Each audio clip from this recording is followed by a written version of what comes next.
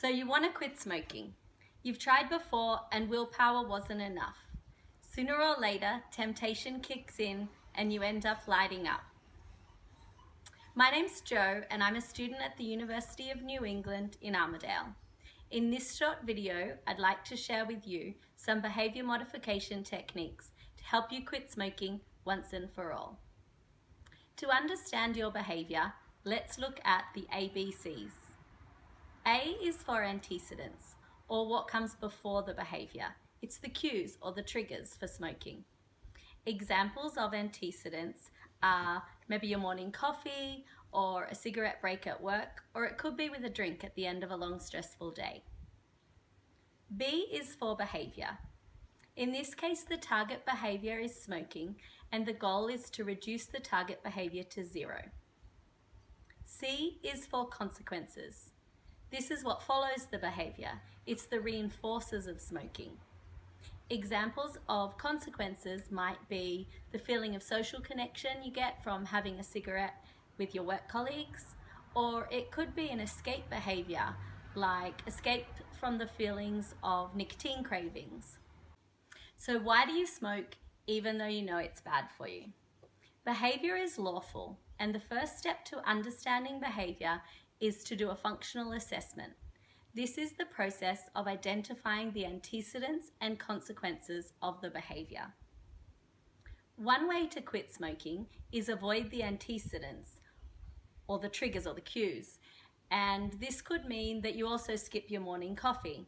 But it's not always that easy. If antecedents cannot be changed or controlled, we need to look at the reinforcing consequences. Nicotine replacement therapy can help because this has the effect of an abolishing behavior, which means that it makes the reinforcing consequences less potent, therefore making it easier to quit. Identifying alternative behaviors can help avoid antecedents or consequences. You should make sure the alternative behaviors are healthy and they serve the same function that smoking does for you, and then reinforce these new behaviors.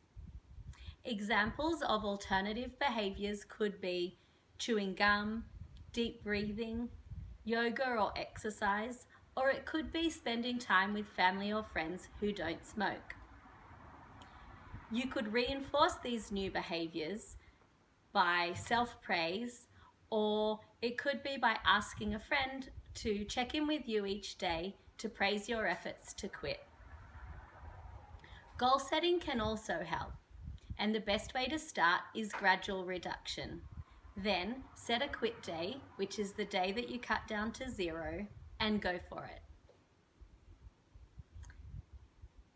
Behavior modification techniques can really maximize your chances of quitting. So you should take time to understand the antecedents or consequences for you, set yourself a goal and identify alternative behaviors that will serve the same function, and make sure you reward yourself for these new behaviors. Thank you for watching this video today, and I hope it helps you quit smoking and live a happier and healthier life.